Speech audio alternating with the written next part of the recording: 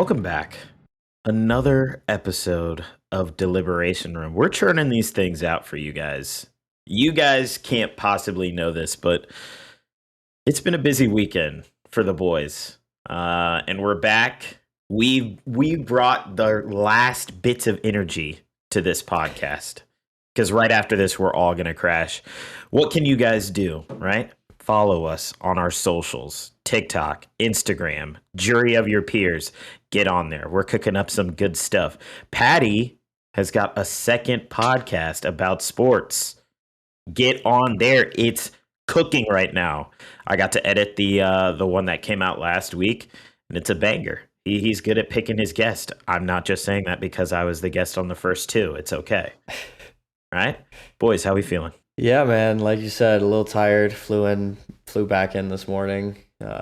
So been a kind of hectic weekend. So definitely a little tired, but excited to. I didn't even know the topic coming into this episode, so I'm excited to kind of dive into that and even understand what it is. Yeah, I'm doing good. First of all, let's name drop Paddy's podcast. It's called 2 Minute Drill. Yes, sir. You can find that on any podcast app that you're using, Spotify, Apple Podcast. Paddy's in on YouTube? It is not on YouTube yet. Not on YouTube yet. We'll get it there. One day. For now, Spotify, Apple Podcasts, anything else you're using, we should be on there. And yeah, same. I got back from Missouri yesterday and then immediately had a work event with my fiance and her job. So it was literally get off the plane, go straight there. And last night, I'm a night person. I like to stay up to like midnight, maybe a little bit later. And at like 9:15, I was in bed unconscious. Yeah, I just got back from a friend of mine's bachelor party back home in Dallas. We went to Cosm. You know what that is? It's like the mini dome that like. I actually don't know what that is. Oh, yeah, they've been opening them up all around the country. Yeah. They just opened one in Cleveland. Yeah, what is that? We weren't in the. It's like a mini sphere from Vegas. Yeah, we weren't in the dome part. We were too broke for that. Yeah. You go and watch it's not like a bar inside. It's like it a makes venue you look like you're at the games if you're in that section. But like, yeah, okay, it's like a sports. got it. It's like a sports version of the sphere. You go and watch like college football, NFL, like that kind of stuff. That's a great idea. It does look pretty cool. Yeah, like we got to walk over there and see it. Like I said, we were too broke to like actually sit over there. But on the side we sat, we essentially got a section like at a club, but it was facing like this giant wall of TVs. And it was crazy because the main game, like on the biggest screens and like the sound and stuff, was the Notre Dame A&M game. Great game, by the way. But I was watching the LSU Florida game on a smaller TV in there. So I was reacting completely out of sync with everybody else. And I'm like, I'm just hoping that this doesn't line up with a bad moment for these A&M fans. Because I was not trying to get my ass beat in there. But... long night last night, but we're back. We're back in action. To get into what we're actually going to talk about, it's this little thing. You might have heard of it. We're a little bit late on it. Unknown Number, right? It's a Netflix documentary about some small town in, I think, Michigan, something like that. For those of you who haven't seen it, if you're afraid of spoilers, turn this off, go watch it. And then come back and listen to come back. Don't forget that part. Don't not come back. Definitely. I'm about to have all of it spoiled. Yeah. So. Yeah. But then when you watch it, you're going to have a new understanding. If you don't want to get spoiled and you're like, oh, I'm going to leave, go watch and come back and think, I might not come back here, just stay. Yeah. At that point, just stay here. Yeah. We're way more important than Netflix. I mean, come on. Yes. Agreed. I did just cave in and got Netflix. Wow. I know my stance has always been I will not give in to corporate greed. I gave in to corporate greed. What was it? I really want to watch that Charlie Sheen documentary where he like goes through like all the crazy shit that he's done in his life. He like apparently he talks about shit that like hasn't been reported on and all this. And there's like a lot of things that he did.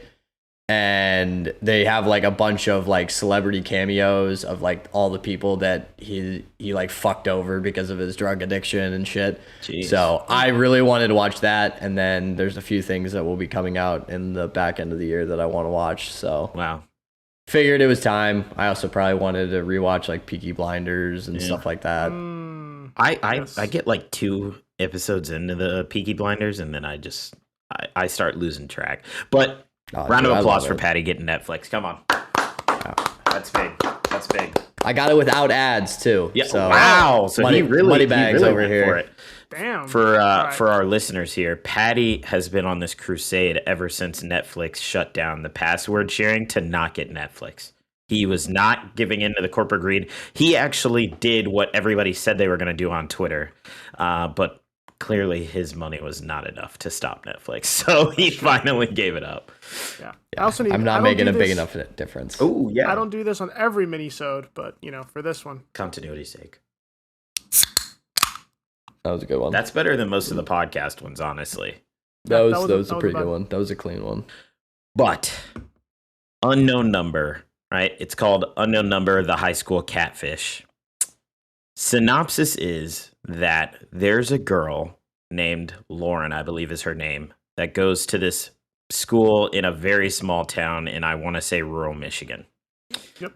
Michigan. She begins to receive, like, not threatening, but bullying texts from an unknown number. She doesn't know who it is, except she does know that they know a lot of personal information about her, right? So they're saying, I know what you did here. I know what tests you have, this and that, right? And then this just spirals into, a gigantic whodunit, but in real life. And first off, my first comment is that they say it in the documentary, but the parents are heavily involved in these kids' drama. It's like one of those small towns where like everybody knows everything. Did you guys have experience with your parents being like involved deeply in your high school drama?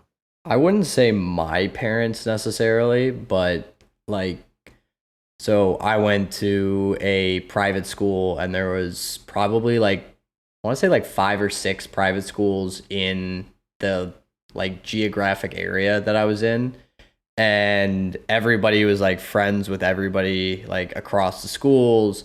And the drama and that stuff would kind of trickle down into parents because the parents were also all like friends. And so there would be a lot of things like that would get said, like I had a reputation amongst parents, like my friends had a reputation. What was your amongst reputation? Parents. Just being like the best guy that there was out there. Just a nice dude overall. Just it's a guy you want to bring home to your consistent through his parents. life, right? Yeah. Just everybody sees Paddy this way, so. No, but it definitely was like parents knew about shit. I wouldn't say my parents they didn't really give a fuck, but like other parents were definitely like a little too involved and had a little too much fun knowing about like high school kids drama. Yeah. Bella?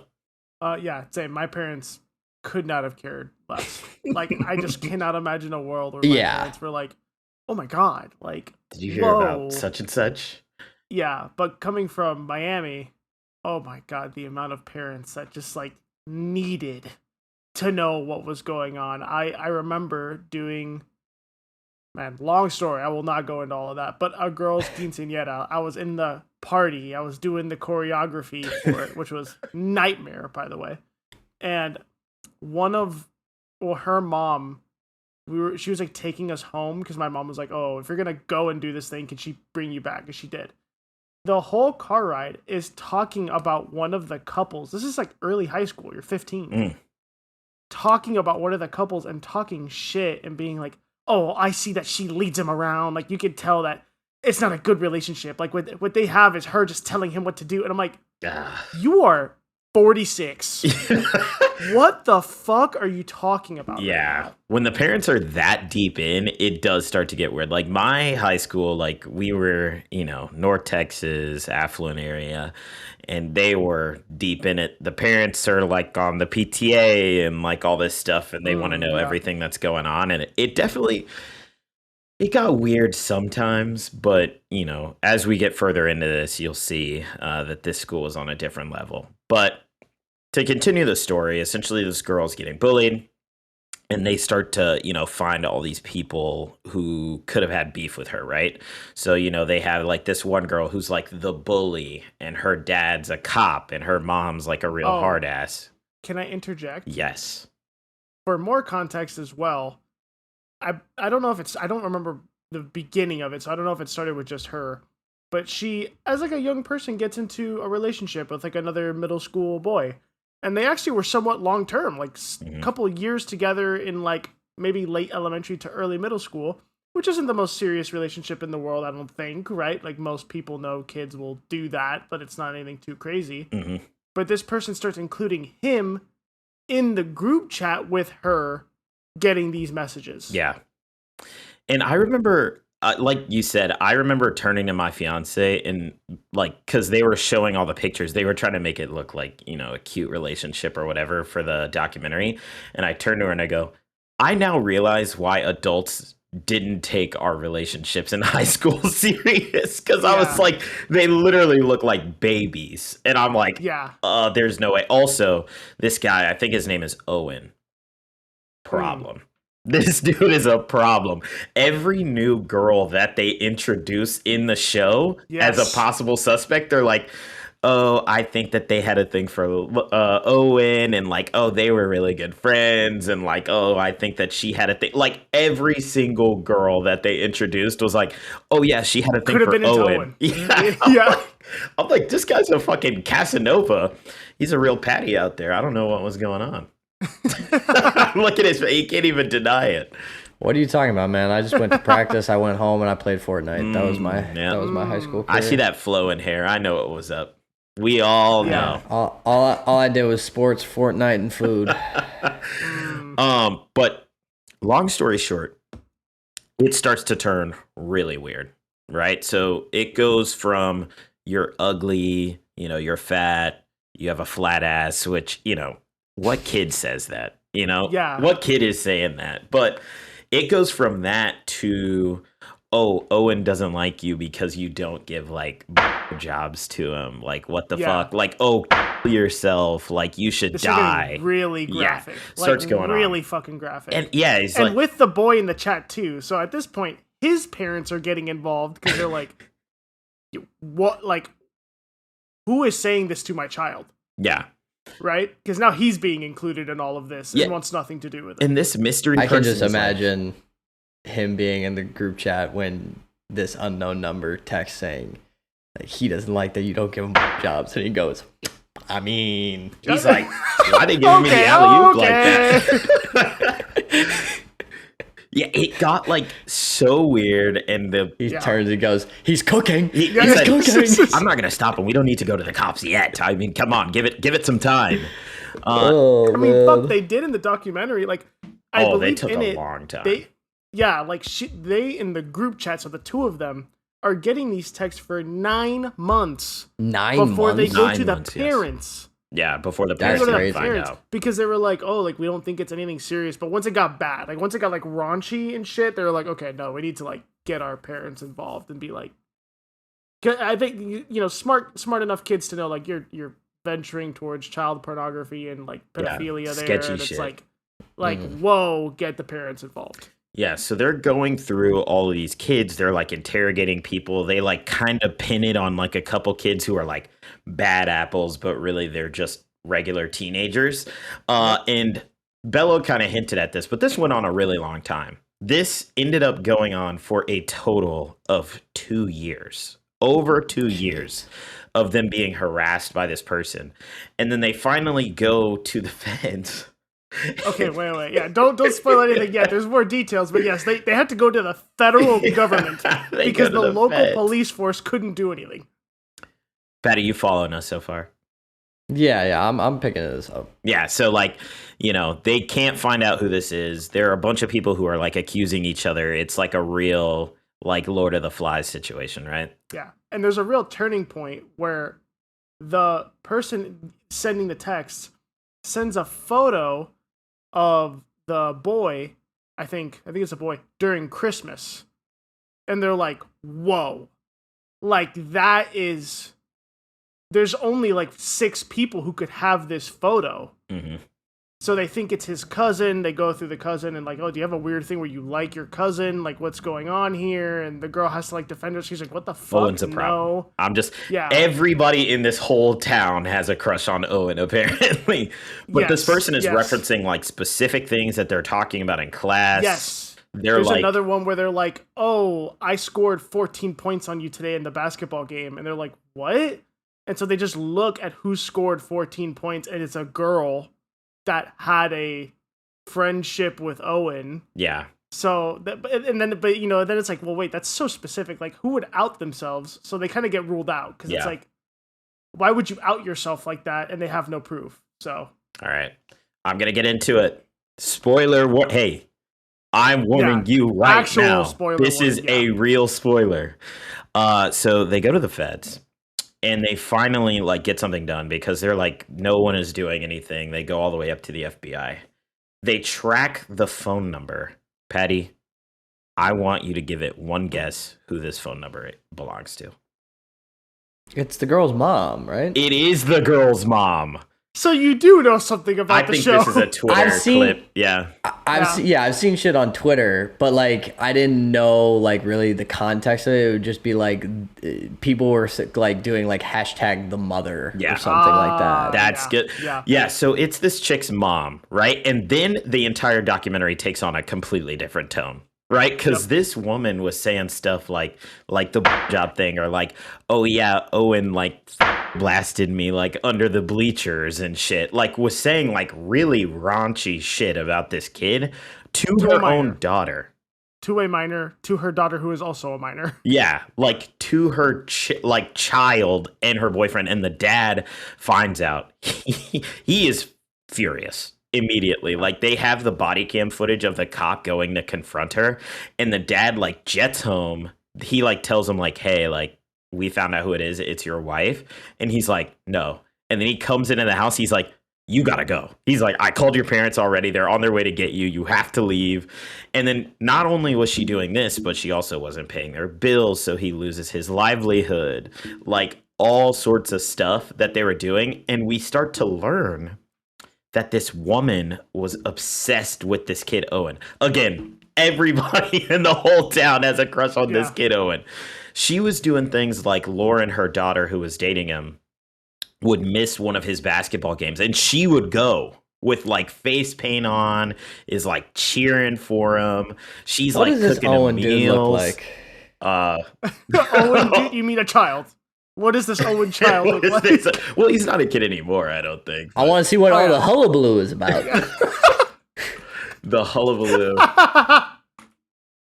Owen from Unknown Doc. Yeah, it's absolutely fucking bonkers. They find out that first of all, her and Owen broke up during this because they thought if they gave her what she wanted, that she would stop texting. So they broke up.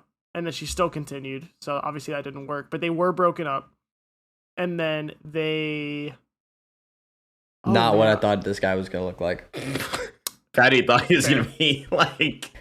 Fabio. Yeah, and he was what like, I thought this guy was going to look like. This guy's causing up a stir in the middle of the... And the weirdest part is like when they confronted her... And this is what upset a lot of people, I think. Is like when they confronted her, she was like... hugging her daughter and stuff, and she's like, oh, I don't want to like leave her and stuff. And like even like from my side on just watching it, I was like, this is gross. Like you've tormented this girl for fucking years at this point, and now all of a sudden you want to like care about her and hug her and oh, I can't leave her and stuff like that. And also the cops were just doing a shit job apparently, because apparently multiple people accused this woman of doing it. And what is even weirder is that like the way that the documentary is laid out, they definitely bury the lead very well. Like you have no idea that it's this person until it gets to the fact that it's her phone number, and she still is acting innocent. She's like, oh, did I do this? Did I tell my daughter to herself? Yeah. But she was never going to do it. I know her. She was never going to. I just don't know what happened. Like, I didn't start it, but I just kept it going for 2 hours or 2 hours, And 2 to years. talk about burying the lead, what she had done is she had gotten like fired or had quit her job or something. And so a little bit of the blame goes to the dad because it's like, how did you not know? Because she was lying and just said, oh, I'm going to work, and then wouldn't go to work. She would just go and like, I don't know, fuck around all day and then do this. And it's like, how do you not check your own bank statements and just not see a check come in for 2 years? Like, 2 that's whole years. crazy that he didn't notice that. Then the Owens parents were apparently best friends with Lauren. Was that her name? Yeah. The girl? Her parents. So she knew this mom very well. And she was like, no, there's no way it could be her. Like, how could it be her? She is with me on this investigation, like trying to find out who it is. Like, how could it be her? And then afterwards, you're like, wow, so for 2 years, you just did not realize the woman standing right next to you was the one sending these texts. They were looking at school cameras, like which kids are on their phones at the timestamps of these texts or whatever. That's crazy. That was the biggest thing for me. And so now that it's all out in the air, we can start to break down the psyche of these people, because it's a small town, so there's not that many options. Let's be real. And then also, even I'm putting together as I'm watching this, like, this person is sending 60 texts a day during the day, like a lot of texts. So I'm like, they can't have a job, so just look for jobless people. like who is at home all the time, right? They were so, I think, laser focused in on a couple of the kids, which is like, they were the weird kids that, like, one was like the bully, like I said, and like the other one was just like this random girl who I guess was like super quiet and stuff and just kind of standoffish. And they were so honed in on these kids that they were ignoring like the mountain of evidence. It's like, everything about this girl, all that's going on in her life, and nobody ever once was like, what if it's the mom? What if the mom is the one doing this? Or what if it's her? They did accuse the girl herself of sending them to herself, but that would be really easy to track. But they were going so far as to check, like Bello said, check the cameras in the schools and stuff. But they weren't looking at the parents, the ones who were at home all day, who had access to phones that could do this.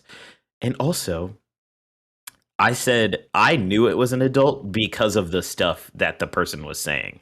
Especially once it got like weird. I was like, there's not a high schooler in hell who's saying this shit. It's just how not graphic does it get? Very. Here, how about this? I'm gonna look up quotes so that way no one can call me like a weirdo. I'm going to quote some of these very raunchy texts. So here, I can give this one. I found one. This is before things got raunchy, right? This is just bad, not raunchy. You are worthless and mean nothing. You never have. Get a fucking life.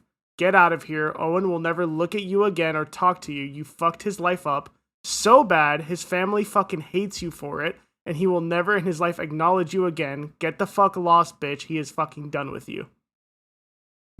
The mom typed that out. And Owen was in the chat? He was in the chat, yes. And like, what would he say? He was just like we wouldn't respond. He was like, and he would just have to like call her every day, be like, obviously I didn't do that. Like, and then of course after years, she's a fucking like girl. She was just like, is this real? Like, none of this is real, right? And he'd have to be like, of course it's not real, but when you get it every day, trying to see if I can't find some of the other ones. It is crazy that, like I said, it's like one of those things where it's like, how do you know that your daughter isn't going to get like spiral into a depression, or like, take her, you're literally telling her to kill herself. Right. I'm on people.com and there are examples like, hi, Lauren. Owen is breaking up with you. He no longer likes you and hasn't liked you for a while. You are the ugliest person I've ever seen. Ain't no one want to see your anorexic flat ass. He wants sex, BJ's, and making out. He doesn't want your sorry ass. Kill yourself, bitch. His life would be better if you were dead. Before we do. What is happening? Yeah. And so Yeah, insane. We also find out that what it gets diagnosed as, if you've seen the Gypsy Road Blanchard, I think that's her full name. Yeah, I mean a little bit. I don't know the whole thing, I but know. like I know the of that premise. situation. Yeah. She gets diagnosed with the same disorder that the mom had, which is Munchausen's by proxy. I just think it's a different kind of version because in physical life there were no indicators like giving her medication she didn't need or like trying to make her seem disabled so that she needed her mother. She didn't exhibit anything like that, but electronically she was like, I need to beat her down so much that she always needs me. Yeah. It's what I get described at, but also with some weird thing with Owen as well, like definitely towing on the pedophilia line of like, did you want Owen to like you, or was this only? I about don't even your think daughter? she towed the line. I think she It's dolphin never dived across that explicitly shit. said that she wanted to have sex with Owen, or if it was a tactic to get her daughter to be like depressed and feel like shit all the time, so that she needed That's her fair. mom. But I totally agree with you. Like, she still said that to a minor. Like, To a definitely, child. yeah. Yeah. And things definitely went sideways fast once things got found out. The mom of Owen was like, what the fuck? This woman needs to go to prison for the rest of her life. And honestly, and what might be the most shocking turn of events, is they're interviewing Lauren. And Lauren is looking at the camera like, yeah, I still love my mom. I want to be close with my mom. Like, I know she really hurt me, but like, I just can't imagine my life without my mom. Like, it seems like she had no period of, oh my god, this woman is a fucking psychopath, get away from me. Like, it seems she immediately switched to like, wow, I pity my mom, which in a way, like, I guess good for her. Like, she didn't have like an anger phase, but that doesn't feel natural. There should have been like a decade of being like, literally stay away from me. I don't want you anywhere near me. Yeah, they allowed her to call her like once a week from prison or something, and they would like do it.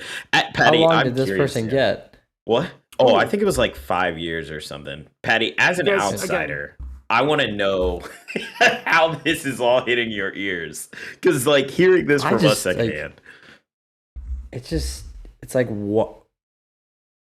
I again just don't understand how people do this shit. It's like what? Why? Yeah.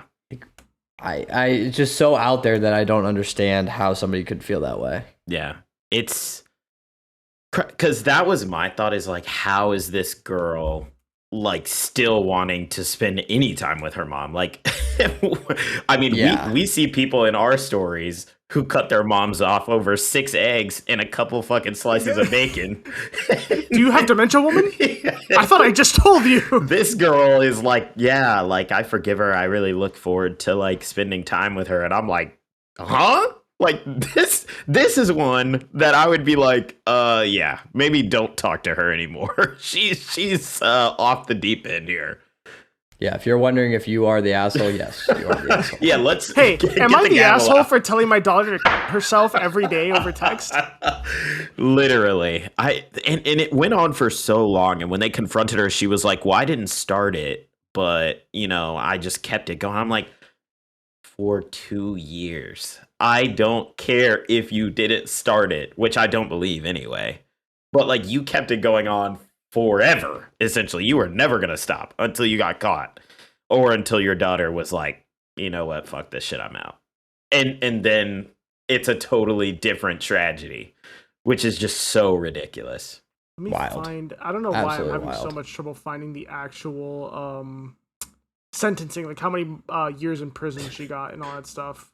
That reminds me of that Dr. Phil like segment where he's reading the text from like the girl, and she's like, yourself, bitch, I hate you, I want to beat the fuck out of you.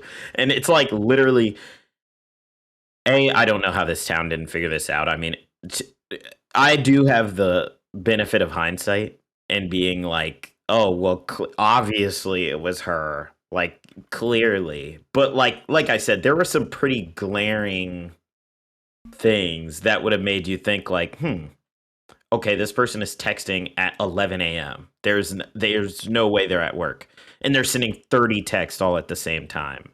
It's like, what are you doing? What are you doing during the day? You're a cop. This is your job. And I know nothing Oh. happens in this town. Like, oh, there's somebody else like methed out in their fucking house. Like, no, you have nothing else to do. Go solve this. Like, do some digging. And to talk shit as well, the parents, which again, we now know it was one of the parents, but the parents were begging for them to put a phone policy on at the school and like not allow texting. So that way, if they caught someone texting when a text was sent, you could pretty like for sure get them. And the school kept saying no. And at the time, it's, you know, you're kind of like, oh, well, like this is really like intense. Like, even if you're a public school, like I would really, like, why wouldn't you put something in place to prevent it? And now we know if they did, they would have caught the mom in 5 minutes. It'd be like, no, there's a policy. Nobody is texting, and they are still getting 65 texts a day. Clearly, it's an adult and not a kid. Yeah. You know, and then that would have narrowed it down immediately because it was like, oh, they kept thinking it was a kid in the school bullying them. I think it's that, like, I talk about this, like, outside of scenarios like this all the time, and it's not derogatory, but small town mentality, where, like, it's that thought of, like, oh, I know this person. Like, they wouldn't do that. They're, like, my next-door neighbor. They go to my kids' recitals or whatever. Like, I've been to their house and stuff. But it's, like, it's always a person you least expect. Like, most murder victims are murdered by people that they know. Like, random crimes and things like this don't just happen. It's just that thought of like, oh, well, Terry's up the street and he's never done anything like that. He's a great guy. And you're like, dude, he hit a kid with his car and drove off. There's a video of him doing that. And they're like, I don't know. I know. He goes to church every Sunday. I mean, come on. And it's like, okay, like this is why you didn't catch these people.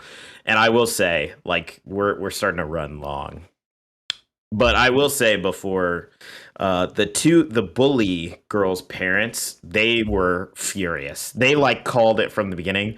And the mom was like, yeah, I knew it was that fucking bitch. Like, and she was like, it's probably their whole family and they're fucking faking it. And they just get to pretend like everything's okay. And they were trying to fuck our daughter over and shit. And literally the dad was like, I'm proud of her for keeping it to that. And those were like some intense words. And he was like, that was good. She could have gone way worse than that. And I'm like, what the fuck? Yeah. I mean, there were some high intensity emotions. But to Patty's earlier point, you are the asshole. Bello? Yeah. Really quickly, in April 2023, Kendra Lecard was sentenced to a maximum of 5 years in prison with a minimum sentence of 1 year and 7 months per today.com. She was released from prison in 2024, so I think she served damn near her like minimum sentence. Ridiculous. Is what she actually ended up serving and got out. And to continue that, she was released on parole August 2024. And as a parolee, she will be supervised until February 2026. Part of the conditions of her supervised release is that she cannot leave the state of Michigan and must try to keep a job. And she also agreed to not see her daughter. They let her talk to her while she was in jail, but yeah, she can't see her outside. And I believe they still speak to each other, but until Lauren wants to, she is not legally allowed to go see Lauren by any means. Which, it's a kid. There's no way she's processing what happened. Like, I think she says that in the show where she's like, I still haven't like processed everything that I went through, because I mean, you're traumatizing a kid in what is already the most confusing time of their life, which is mid to late high school. Like, I couldn't imagine having gone through something like this in high school. I might not be making this podcast right now, because dude, that shit, it feels like the end of the world when you like trip and fall in front of somebody in high school. So like I can only imagine something like this. Yeah, and the whole school is fully aware that you're like getting these texts and that this is all happening to you, and then everyone in the town sees your mom get arrested for it. How the fuck do you deal with that as a 15-year-old, 16-year-old? Yeah. Good lord. And plus like that, my main question, I think, was like, as a mom, like, not that it's okay, but like the kill yourself stuff, I can almost get that.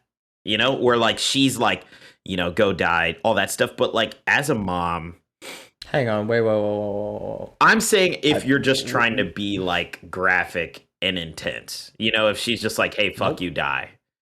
Because like she's doing all this stuff. But like as a mom of a 15-year-old child, not only are you creeping on her boyfriend, but you're also saying things like he hates you because you don't do this thing and that thing.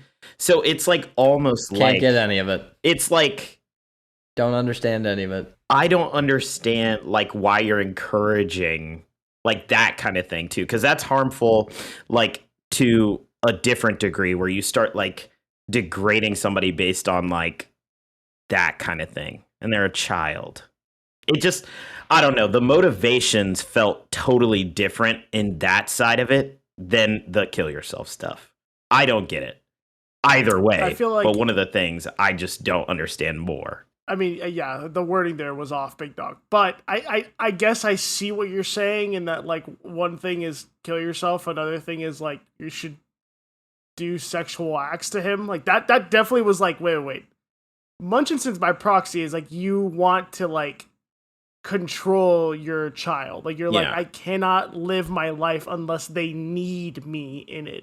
Yeah, because it's that is like, I lost the plot. Yeah, like, I think. What I was think the it's purpose one of thing. that? I think it's one thing to want your child to like, because that's what Munchausen is like you intentionally make them sick, or like you intentionally like lower their quality of life so that they need you, so that people give you attention. So like that stuff is clinical. It's happened before.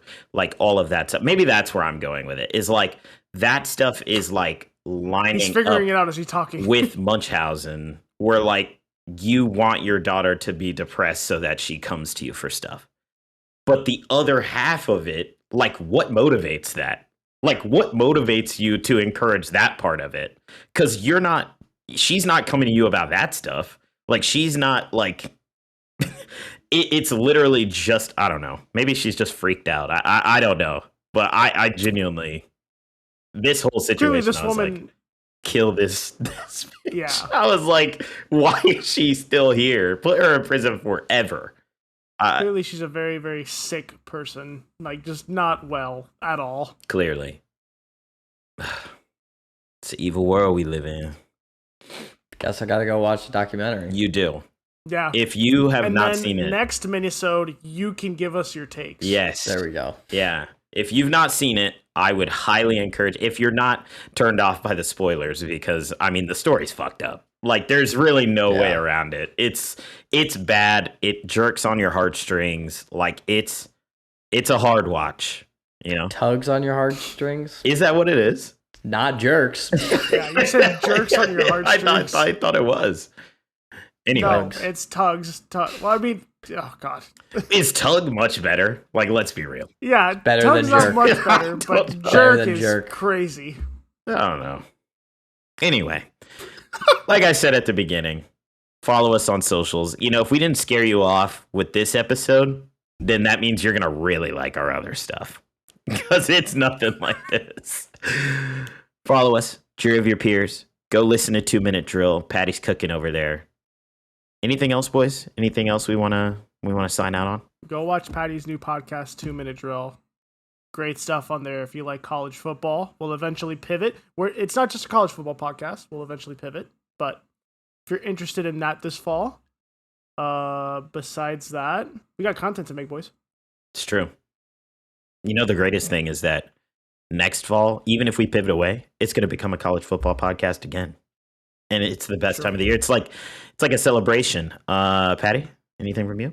Yeah, we got episode 4. It'll be coming out on Thursday, and it will be going on Friday morning, and it will be going over a pretty crazy week 3, some big games, and then we'll be going through more games, more bets. I did not do very well on my bets this week, so everybody can go and watch the last episode to see how bad my takes were on that. Love that. What I'll say is we got some stuff in the pipeline, guys. We've got some ideas that we've been cooking up. You know, some of the people that I talk to say oh, Darian, like we can't see you guys while ever you talk. I can't put a face to a name, and I want to watch while you guys talk. That's coming, right? Maybe we got a special coming up, or two. Probably just one, but maybe two. We got a lot of stuff. We're not going anywhere. We're not going to be one of those flash in the pans. We're going to be here for 25 years minimum. Wow. So hitch your horse to this wagon, because we're Paddy coming. will be dead by then. What the fuck, man? Oh my god. Well, I'll be 50. You're going to be dead because next Sorry, year, man. Bello is just going to start texting you just ridiculous things. He's going to be like, yourself, bitch. Nobody wants to see your anorexic flat ass. That's just, he's going to man. send that text every day. That's it. No, I'm man. just gonna shoot him. Oh, okay. All right. On that note, God. another deliberation room in the books. How did we make it to 43 minutes? The world may never know. A lot of this is going to get cut. But wave again at the camera. Goodbye to our invisible crowd. Goodbye.